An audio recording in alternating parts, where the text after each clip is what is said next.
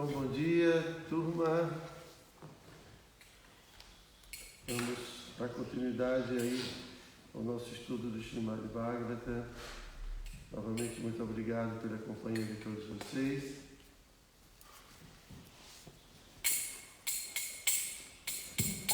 Jaya Radha Madhava Kunja Bihari. Jaya Radha Madhava Kunja Bihari. Jaya Radha Madhava Kunja Bihari. Jaya Radha Madhava Kunja Bihari. Gopi Jana Vallabha Girivaradari. Gopi Jana Vallabha Girivaradari. Gopi Jana Vallabha Girivaradari. Gopi Jana Vallabha Girivaradari. Gopi Jana Vallabha Girivaradari.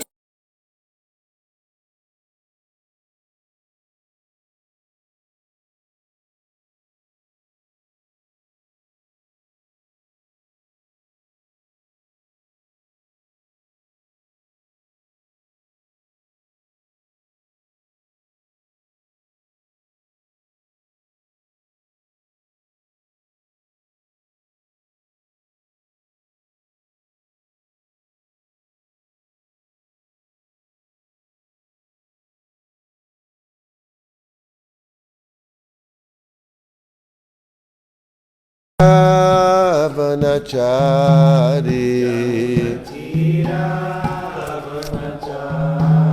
Yamuna Tira Vanachari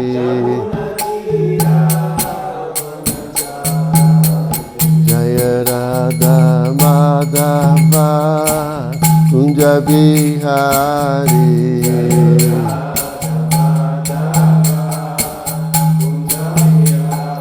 Jaya Radha Madhava Kunja Bihari.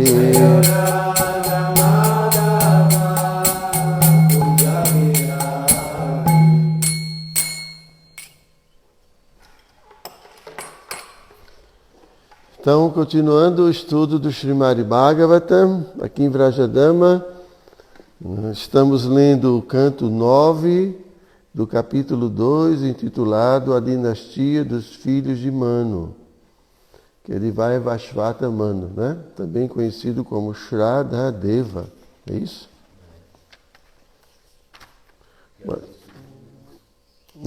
Ele também é conhecido como Shradadeva, exatamente.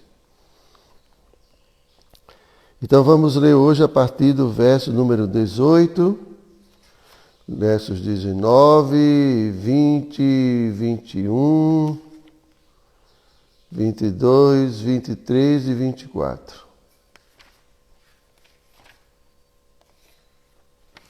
Om Namo Bhagavate Vasudevaya.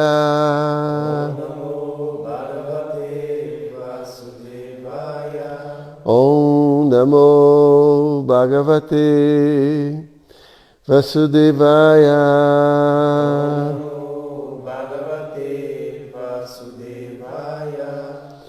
Om Namo Bhagavate Vasudevaya.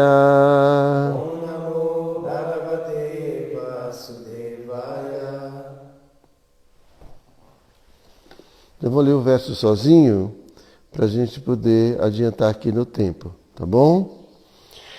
Vaso prachikas putra ogavam ogavat pita kanya chaughavati nama sudhashana uvahatam.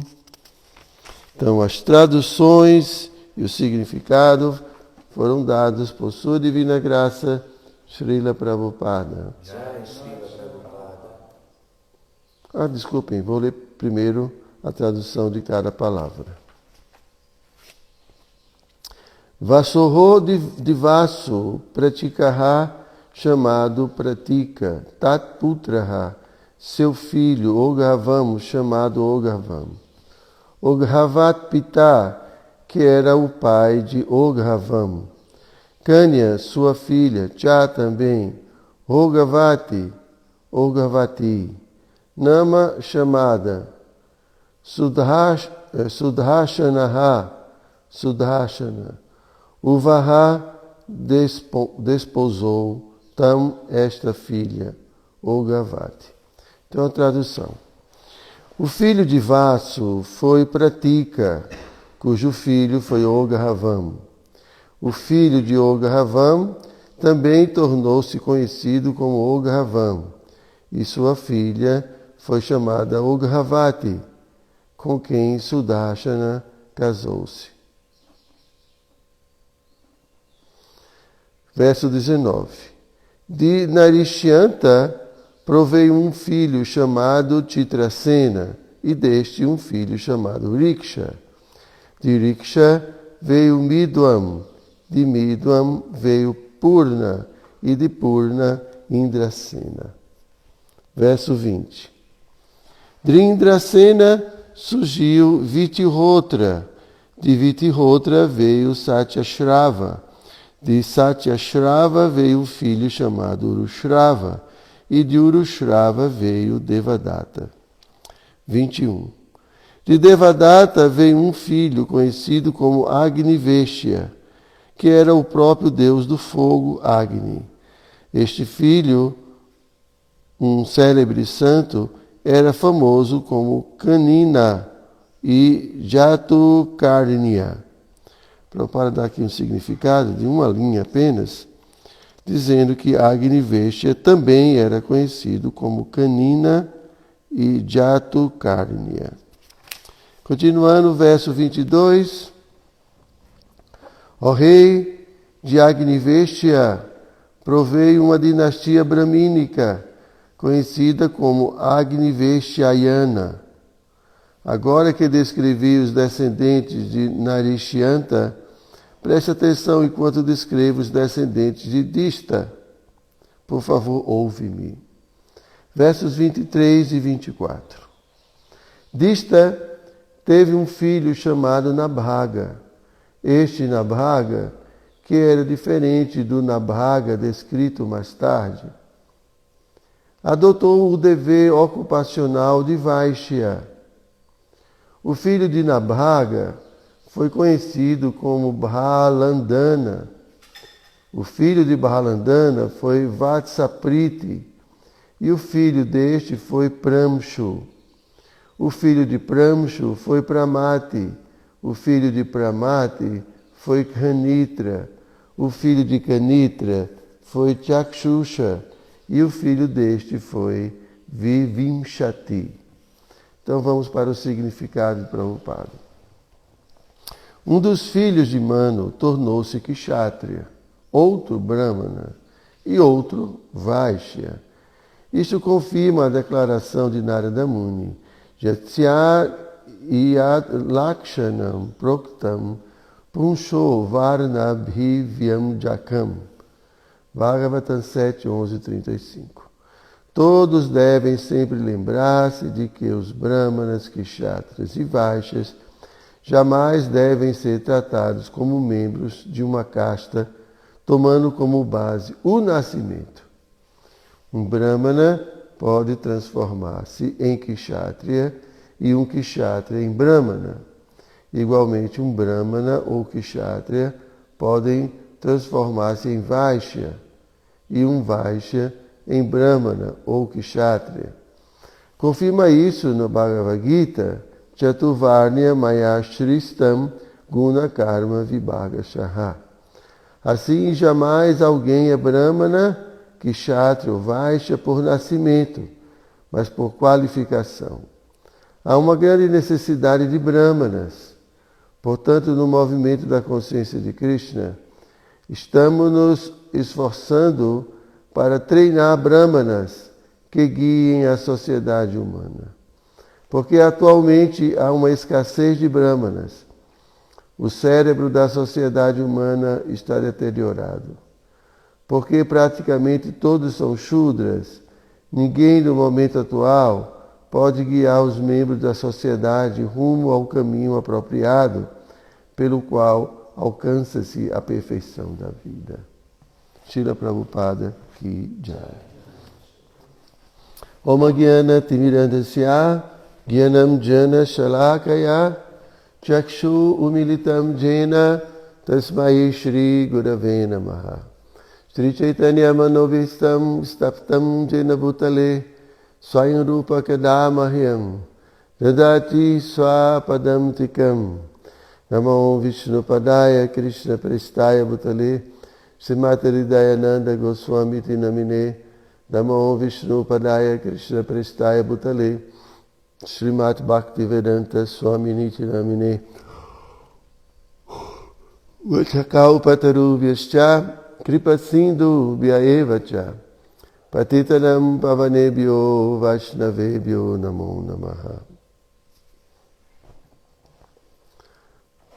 Então aqui, Prabhupada, no significado, ele trata do mesmo tema, né, que nós comentamos ontem, sobre essa mobilidade social, né, que é muito diferente da situação atual da Índia, né, em que há um certo extrativismo social. É muito difícil, talvez, nem sei se talvez seja impossível, um Shudra se tornar um Kshatriya, né?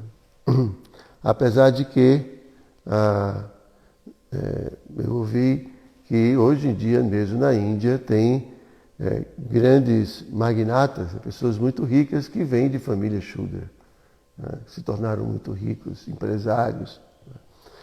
Mas isso não é o comum, né? Inclusive cada Varna tem um nome, um sobrenome, né? E as pessoas são identificadas pelos sobrenomes.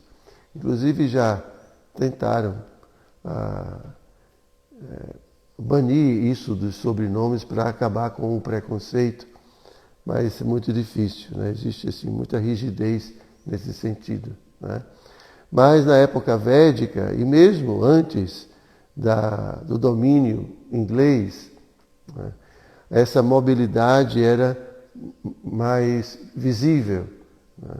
Então as pessoas, como aqui o Prabhupada está falando muito claro, as pessoas podiam se tornar brahmanas mesmo que não tivessem nascido em famílias de brahmanas, né? Então esse sistema hereditário, isso é uma coisa, né, que é assim, artificial. Então, como já foi dito, e aqui Prabhupada também cita, né, guna karma, de acordo com o guna, de acordo com as características da pessoa, né, e com a sua habilidade de trabalho. Tá ok?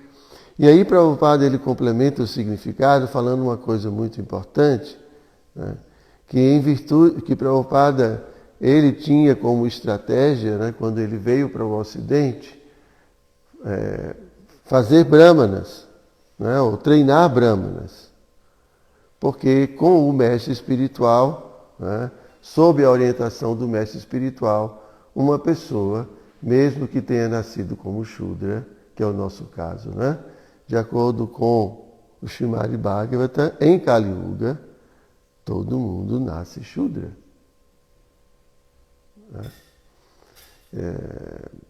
Nós não, acredito que a maioria de todos nós, acho que a maioria esmagadora, não nasceu de um Garbhadanam Samskara. Nossos pais fizeram toda uma cerimônia especial para a gente nascer, né? Então, assim, o Bhagavata fala que em Kali Yuga é assim. Mas, pela orientação do mestre espiritual, nós, Shudras, podemos nos tornar brahmanas e desenvolver qualidades brahmínicas.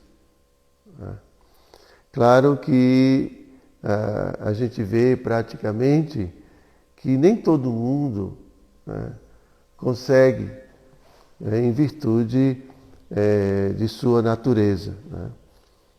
Então, tem pessoas que podem desenvolver alguma qualidade bramínica, né?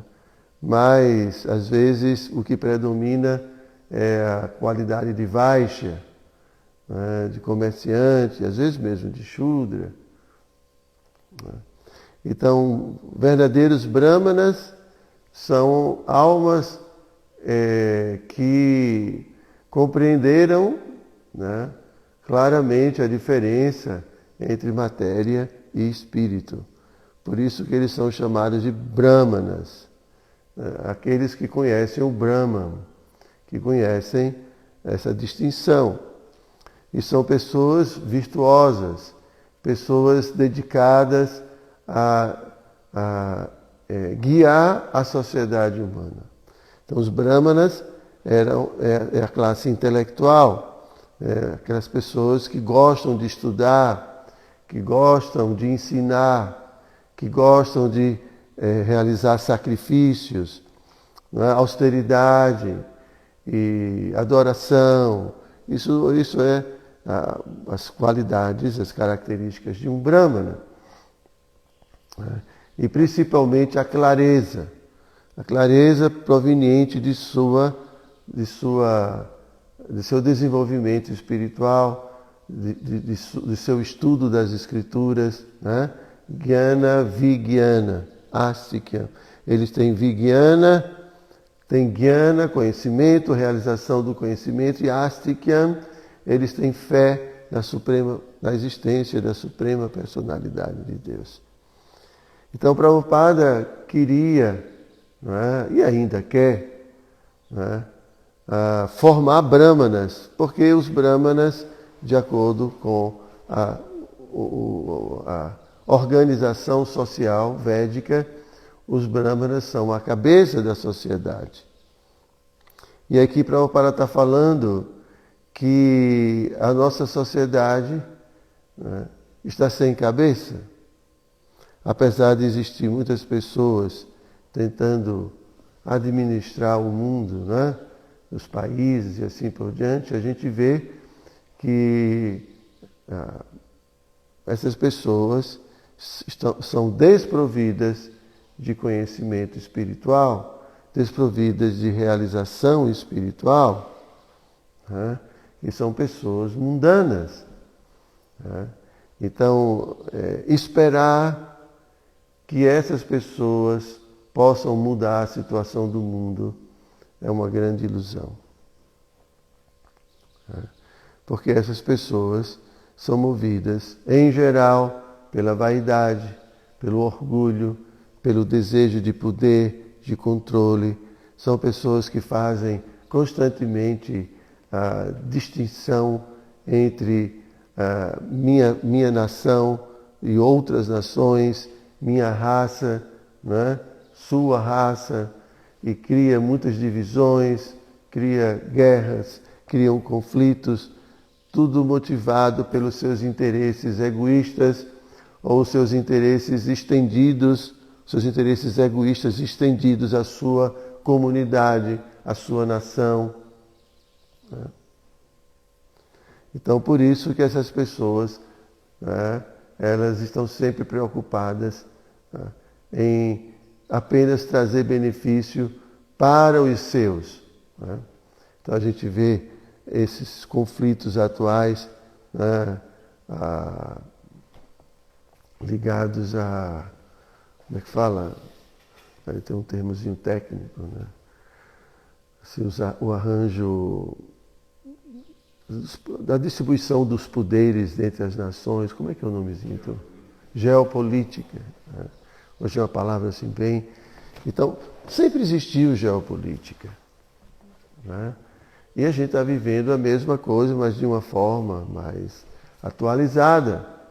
Então a gente tem a Rússia interessada em tomar certos países, tomar certas posições que vão dar para ela, o país, alguma vantagem, né, militar. E os Estados Unidos e a OTAN, né, estão ali. Então é um jogo de poder. e o jogo econômico, né, o poder econômico. Então são outras armas, são outras situações, se usa satélites, se usa a inteligência artificial. Cada vez mais, né, essa inteligência artificial está sendo utilizada para, né, para a conquista do poder. E essa tendência humana está presente também no nosso coração. Por isso que mesmo dentro da nossa instituição religiosa e dentro de outras instituições religiosas, a gente se depara com os mesmos problemas.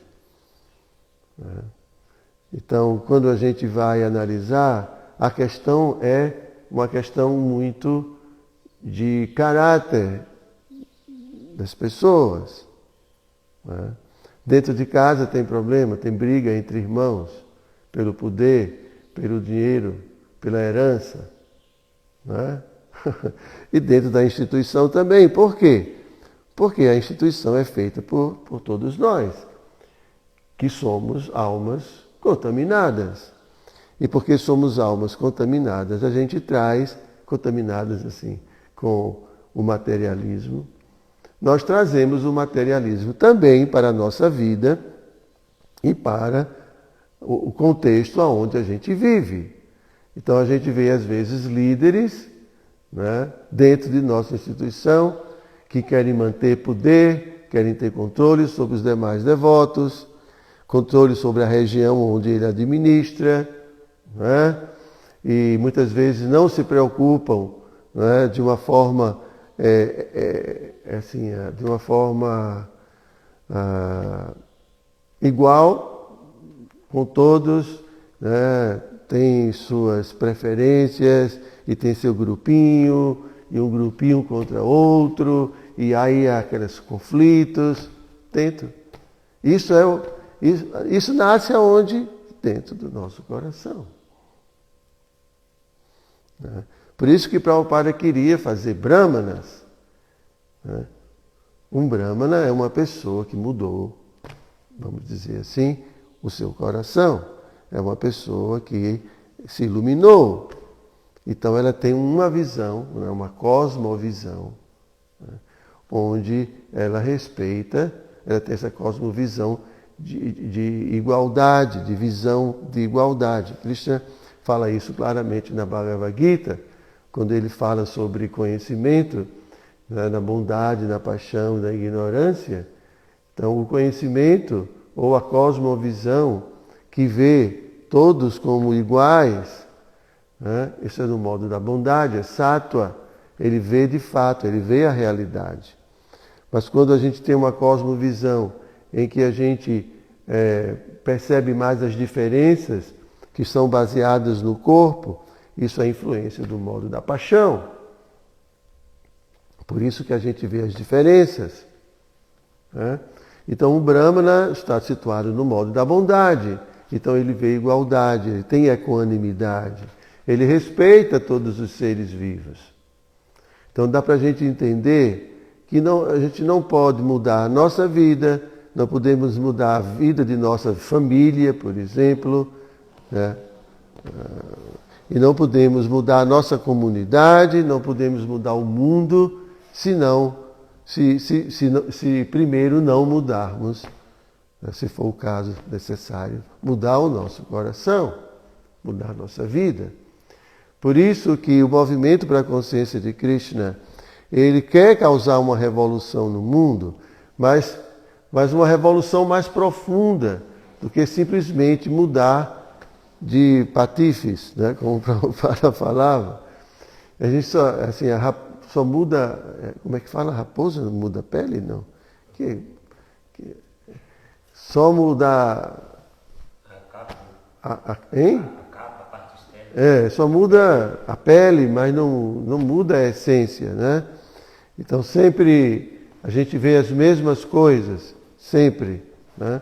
Então na consciência de Krishna nós queremos causar uma revolução de consciência, e isso é por meio né, de uma vida metódica, como o Prabhupada comenta no Padeshamrita. Uma vida metódica, uma vida baseada em princípios espirituais, em práticas espirituais, em cultivo de conhecimento espiritual, para que possamos nos iluminar. Uma coisa importante é que o devoto, o verdadeiro devoto, um devoto puro, ele está acima mesmo da posição de um brahmana, né? Chaitanya Mahaprabhu fala, né, que eu não sou brahmana, não sou vaishya, não sou kshatriya, não sou nada disso, né? Eu sou um servo de Krishna. Então, dentro da plataforma, vamos dizer, ainda de influência do modo da bondade, ou a plataforma material, ainda existe algum tipo de identificação com esse mundo, né? Mas o devoto puro, ele é mais do que um brahmana, nesse sentido que ele está situado na sua condição original. Por isso que Krishna na Bhagavad Gita fala, né, de milhares de pessoas que buscam a perfeição, talvez um encontre a perfeição, e essa perfeição é se tornar um brahmana. E de muitas pessoas, que já são poucas, dessas que se tornam brahmanas, né, talvez uma me conheça. Né, como é que é? Shrahasha Manusyanam Sahasreshu Kastin Yatati Sidaye Yatatam Apisidanam Kastimam Veti Tatvataha. Então, assim, eu acho que é esse verso, não é? Então, pega a Bhagavad Gita, acho que é capítulo 7. Então, se de milhares de pessoas que buscam a perfeição, né, talvez uma encontre essa perfeição. E dessas que encontraram a perfeição, né, raríssimas, pouquíssimas vão compreender Krishna. Só um minutinho, por favor. Capítulo 6, eu acho que é capítulo 7. Só para confirmar aqui.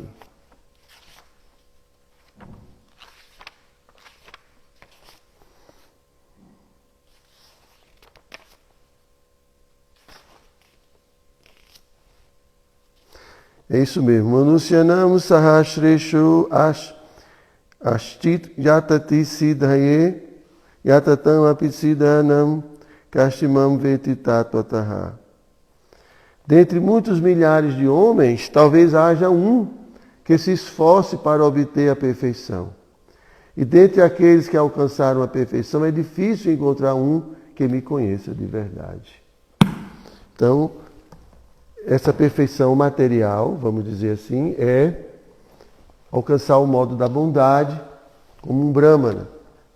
Só que isso é apenas o meio do caminho, ou sei lá, 70% do caminho. A perfeição é se tornar um devoto puro. Então, o devoto puro é muito raro, porque é alguém que alcançou sua compreensão, a compreensão acerca de si mesma como alma espiritual, sua identidade original e a suprema personalidade de Deus. Mas, pelo menos, precisamos nos tornar brahmanas. Não é? Precisamos nos situar no modo da no modo da bondade. Ok? Então é dessa forma que a gente vai mudar a nossa vida, vamos mudar a vida das pessoas que estão à nossa volta. Temos mais chance para isso, né? E de mudar o mundo. Então por isso que Prabhupada queria, e Prabhupada no início ele se esforçou muito para criar uma classe de brahmanas. E meu mestre espiritual critica muito o fato de a instituição negligenciar isso, porque existem pouquíssimas escolas. Se queremos formar brahmanas, como vamos formar brahmanas sem educação? Então, um dos nossos esforços aqui em Vrajadama é abrir uma escola.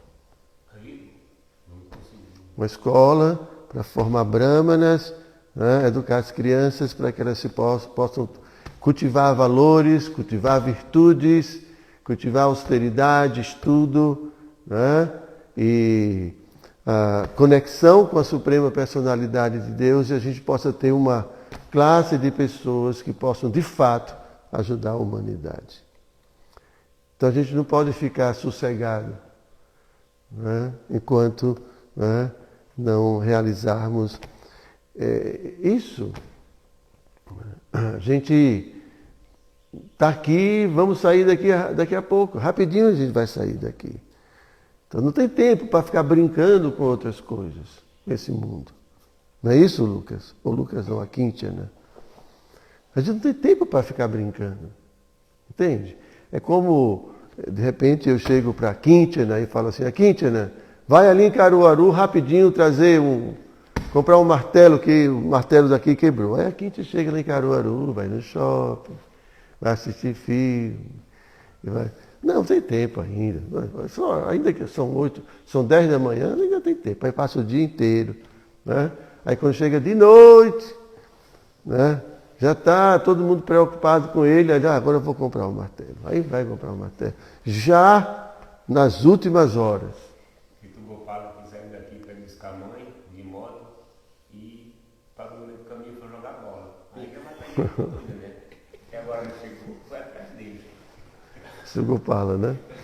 Gopala foi buscar a mãe e no meio do caminho foi jogar futebol. Esqueceu da mãe. Não chegou, algum problema, né? Foi desesperado, procurar ele. Jogando bola. Está faltando pessoas. Chega aqui, Tá todo mundo jogando bola nesse mundo, né, Prabhu? Hein, Prabhu? Esquecendo de buscar a mãe. Então, assim, o devoto tem que ser muito vivo, muito esperto, porque a vida está sempre enganando a gente, sempre oferecendo alguma coisa, não é, Prabhu? Daqui a pouco vai ser a sua vez, né? Então a vida está sempre oferecendo alguma coisa, e aí a gente vai se desviando, perdendo, entende? Em vez de ser reto, a gente fica fazendo curvas muito grandes. Então, vamos ajudar nessa missão. Daqui a pouco a gente está voltando. Aí o pessoal, todo mundo lá em cima, esperando a gente. E aí, pô, jogou muita bola, não foi? Vai baixar a cabeça. Jogou muita bola, lá embaixo. Então, é isso, né? Vamos ser espertos, né? Somos almas espirituais. Não vamos perder tempo com... a gente vai estar aqui no mundo, obviamente temos que fazer as coisas relativas daqui, né? Mas com esperteza, sem perder tempo, sem desperdiçar tempo. Não é isso? Ok? E aqui também, Vrajadama, né? Não vamos na bobeira. Tem muita coisa para a gente fazer. Muita coisa. E são vocês que vão.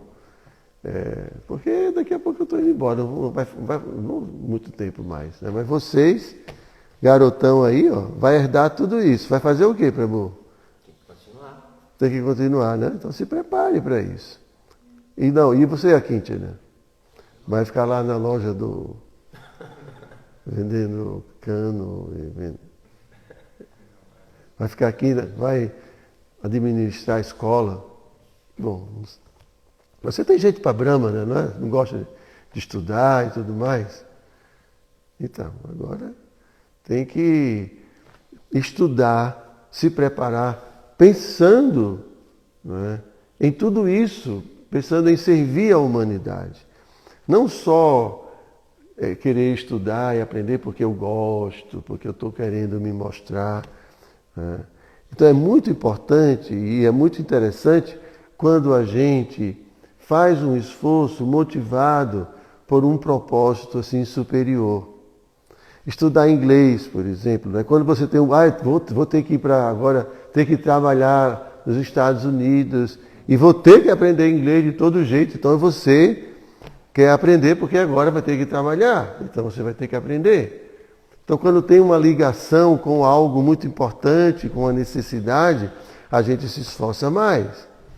Agora, quando a gente faz as coisas só pensando em nós mesmos, aí a gente fala, hoje não vou fazer, amanhã, quem sabe, porque é só pra gente mesmo. Então, às vezes, a gente tem preguiça com o nosso próprio interesse. Mas quando a gente começa a pensar no interesse maior, no interesse das pessoas do mundo, no interesse de Krishna, então essa motivação vai nos fazer superar a preguiça, a tamaguna, e também se desviar, né, dos perigos desse mundo, né, das armadilhas desse mundo. Não! O mundo está esperando por mim, Krishna está esperando por mim. Krishna está investindo em mim. Então eu preciso me preparar, eu preciso purificar minha consciência o mais rápido possível. Eu preciso me libertar das amarras, não é, dos desejos materiais. Eu preciso me libertar. As pessoas estão me esperando. Krishna está me esperando. Essa mentalidade que a gente tem que ter. E não a tamaguna. Ah, não, hoje não quero hoje. Não é? Por isso que muitas vezes, né, quando a gente está assim, Krishna cria uma situação para a gente começar a levantar a bunda da cadeira. Né, como o pessoal fala, levanta a bunda da cadeira, né? Tem que trabalhar! Aí vem filho, vem esposa, vem um bocado de coisa. Aí, ó, porque vai ter que trabalhar, o filho está morrendo de fome, chorando. Não tem tamaguna, tem que trabalhar. Né? Às vezes cria situações, doenças, muitas coisas, dificuldades para a gente poder correr. Então é melhor a gente correr, né, não motivado por situações assim, mas correr porque queremos ver o bem-estar da humanidade. Não é isso? Já viram isso acontecer? Ah, fulano tal se casou. Vem um filho agora, agora ele vai ver o que é bom. Agora vai ficar responsável. Né? E já ouvi muitas pessoas falarem, mudei muito depois que tive um filho. Claro, agora tem motivação. Né? Ou obrigação. Aí faz. Mas se for esperar pela própria boa vontade, não sai do lugar. É isso? Bom, então eu vou parar por aqui. Se vocês tiverem alguma pergunta. Eu tenho uma pergunta, Maharaj. Pois não. É sobre a questão de invejar Krishna, né? Invejar Krishna. É, porque ele fala, né, no último capítulo do Bhagavad Gita, nos últimos versos, sobre não instruir o Bhagavad Gita aquelas pessoas que não são austeras, devotadas, ou que praticam serviço devocional, que tem inveja dele.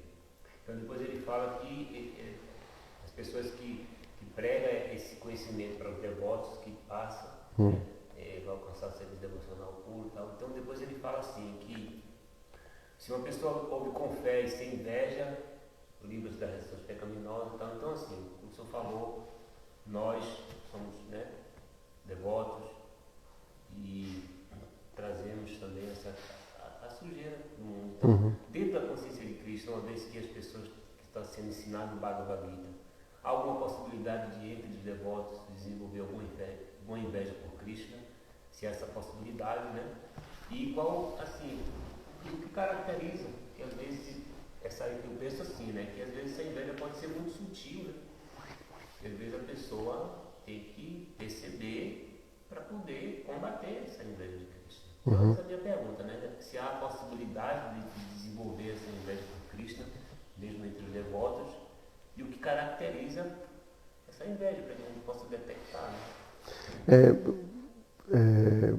Quando o meu mestre espiritual ele traduz esse verso, ele analisando o sânscrito, ele fala que as pessoas invejosas são aquelas que não têm interesse em vida espiritual. Então, pregar para devotos não significa Hare Krishna. Né? Então, a gente pode pregar e transmitir esse conhecimento para qualquer pessoa que tem fé em Deus e que reconhecem a posição de Deus, como uma pessoa suprema. Né? Então é para essas pessoas que estão inclinadas a Deus que a gente vai transmitir esse conhecimento, não para uma pessoa que não quer Deus, né? Que ofende, que critica, que blasfema. Essa é a ideia principal. Tá? Então, a inveja de Deus... Porque, veja, um dia eu ouvi uma palestra de um acadêmico e ele falava da diferença entre inveja e cobiça. Então, muitas vezes a gente usa a palavra inveja, né, substituindo a palavra cobiça. Porque cobiça significa desejar algo de outra pessoa. Tá? Então, você é muito bonito, então você cobiça a beleza daquela outra pessoa. A inveja, né, é um sentimento, uma atitude em que eu me sinto inferiorizado com a sua beleza, porque eu não sou belo, e desejo que você perca a sua beleza para que eu não me sinta dessa forma, porque eu quero ser superior a você. Então, a inveja é uma atitude negativa. Tá? Então, não é uma atitude... não é cobiça. Então eu não posso cobiçar a posição de Deus, porque eu não sou Deus e nunca vou ser Deus. Então pode ser que uma pessoa inconscientemente, e todos nós, devido ao ego falso, Prabhupada fala que o ego falso, ele tem a tendência de querer ser Deus. Então o ser humano, todos nós aqui dentro desse mundo, né, quando cobertos por essa camada chamada de ego falso, nós temos a propensão de querer controlar, de querer dominar, de querer desfrutar, de querer ser o predominador. Isso é querer a posição de Deus.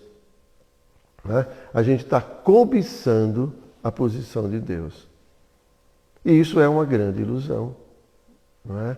E tem pessoas, por exemplo, que inconscientemente cobiçam a posição de Deus, mas que não necessariamente invejam Deus, querem o mal dele, não querem assumir a posição dele. Né?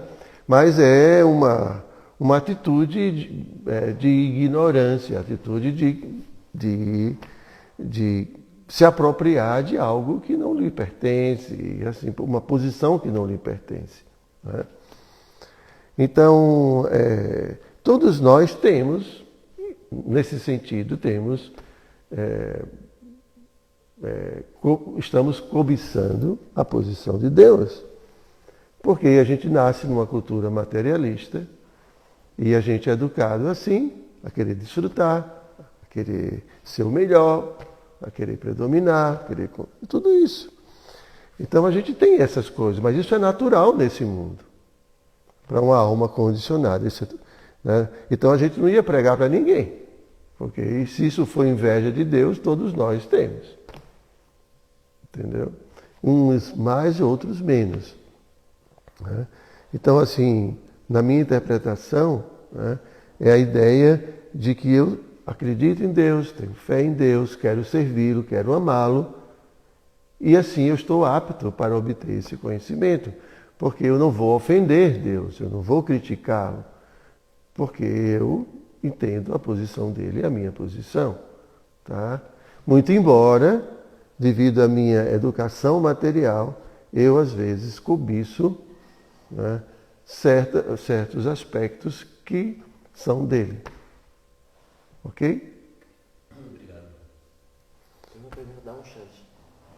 Ela colocou assim: gostaria de entender melhor quando o senhor disse que nessa era de Kali todos nascem como Shudras.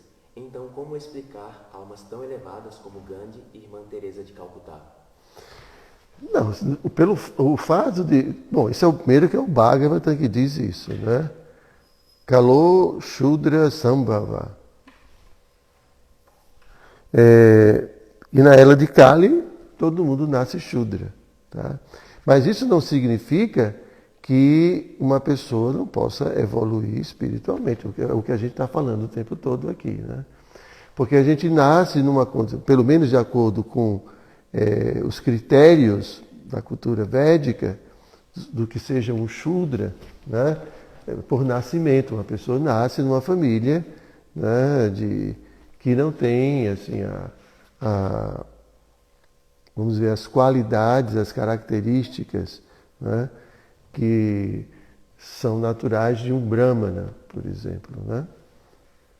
Então nasce sem as cerimônias, né, o Garbhadana Samskara, e assim por diante, são muitas coisas. Né? E eu não conheço a vida, por exemplo, de Madre Teresa desde o início, né, como foi tudo, ou mesmo de Gandhi já nasceu daí. Gandhi, inclusive, o Gandhi, ele, de acordo com a família dele, ele é Vaishya. Família Vaishya, né, pelo nome dele. Né?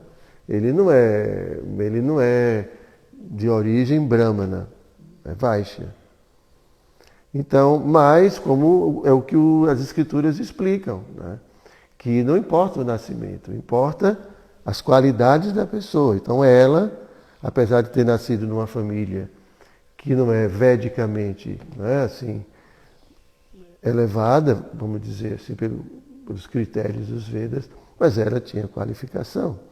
E ela, né, ela ou mesmo Gandhi ou qualquer outra pessoa, pode crescer espiritualmente, porque o nascimento não determina, né, que a pessoa vai passar a vida toda naquela condição. Mesmo nascendo numa família, né, que não seja uma família avançada espiritualmente. Então, nós nascemos em famílias, né, que não tinha, né, preparação para isso, né, preparação espiritual. Mas estamos aqui, estamos avançando espiritualmente. Tá? Ok, Oxante? Então todo mundo pode crescer espiritualmente, basta que tenha a devida orientação espiritual. Né? E uns vão avançar mais rapidamente porque, em virtude de suas vidas passadas, elas já terem avançado bastante e aí vão continuar de onde pararam e vão progredir. Né? Ok? Obrigado. Não tem mais perguntas. Então, gente, muito obrigado a vocês. São 6 horas. Grantaraja Srimad Bhagavatam Ki Jai. Só para também dizer para vocês que hoje, né, vamos ter nossa aula da Bhagavad Gita pelo Zoom. Acho que quem já acompanha, né, já sabe, mas quem não está acompanhando, nós temos um estudo, uma Sangha baseada na Bhagavad Gita, no guia de estudo da Bhagavad Gita de Hridayananda Maharaj. Então hoje às 15h30, se eu não me engano.